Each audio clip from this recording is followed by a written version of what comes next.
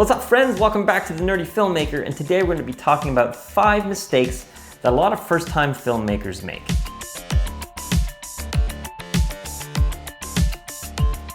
Now, all of these mistakes I probably made before and made on my first film, but I'm gonna tell you what they were so you don't do them too. Now, the first one has to do with your budget, because if it's your first film, you probably don't have a huge budget. And what you should not be doing is blowing all of your budget on your camera. There's a lot of places where money can go to make a huge difference. And a lot of times, a lot of people are worried about how their film will look predominantly.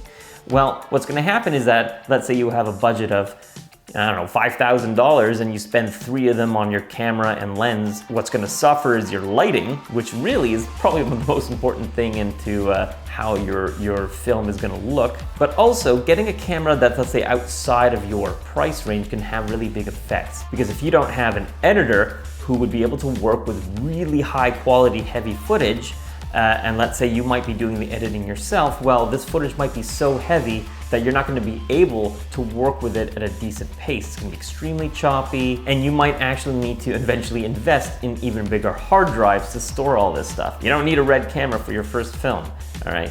There's lots of better places to spend your money: catering, insurance, art.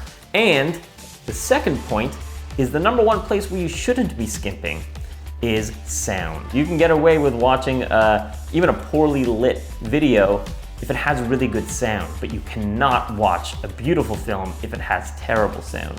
Almost every single time I'm working with a filmmaker and it's their first time making a film, the part that usually suffers is their sound. Sound recordists are not common, and therefore they do charge a lot, but they may know a lot of tips and tricks that a newcomer might not know. So sound is definitely one of the most important places to put your money on your first film. Now, sticking with cameras, the third thing that I've noticed a lot of first-time filmmakers do is they either get way too much or way too little coverage. We've found that a reasonable amount could be 12 to 15 shots a day, and we have done, let's say, 20 before. It's not uncommon, but don't be scheduling 35 shots to do in a day. That is unreasonable. And in the end, your shots will suffer. But also, if you get too little coverage, your editor might not have alternate angles to cut to. So when you're approaching a scene, make sure you have your essentials, which is your shot reverse shot, your master shot, your detail shots, and then from there, start to approach some of those more creative shots, but make sure you have every part of the scene covered from at least 2 to 3 angles. Now, the fourth one for new directors is to always include the movement transitions in your shots. So let's say in the middle of this scene, I enter and I sit down on this chair. And from that point on, you're gonna get my close-up, the other person's close-up, and a wide shot.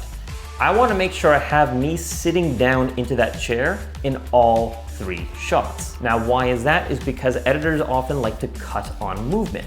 It helps kind of blend the cut together and make it less jarring. So if I am shooting over my shoulder to the person who's across from me, I want to see my shoulder enter into frame in that shot. Don't start with the person already sitting, because then that shot can't be used in the transition. Then the editor has to stay, let's say, in the wide until I've sat down and stayed still. So generally speaking, when you're dealing with a moment in a scene with a new shot, always start, let's say, a couple of lines behind and just get the lead up into it so that your editor has some options of where to cut. Now, the last mistake that a lot of people make, though, if you already know about this and you're confident, it's totally up to you, but generally, a scene always starts by shooting the master shot first. The master shot is the wide shot that covers ideally the entire scene, or at least a portion of the scene until, let's say, movement changes the scene to a different area and that master shot no longer works.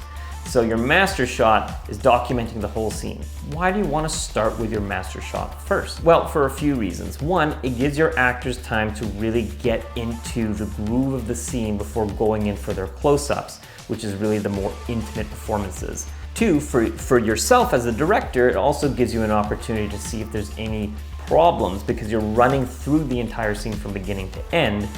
It's in that shot that you'll see, oh wait, maybe something here doesn't work and let's change it. and you may not have noticed that in one of the close-ups. 3, and this is more for the DP and the gaffer, is that they're going to be setting up the lighting for this scene.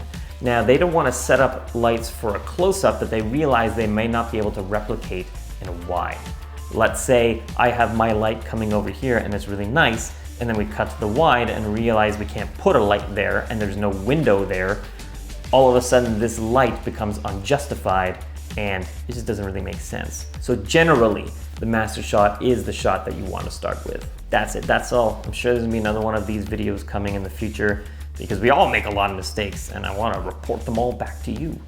I don't know. All right, I'm gonna go drink some water. Have a good night, everyone. Or day or morning or, I don't know. Bath, have a good bath.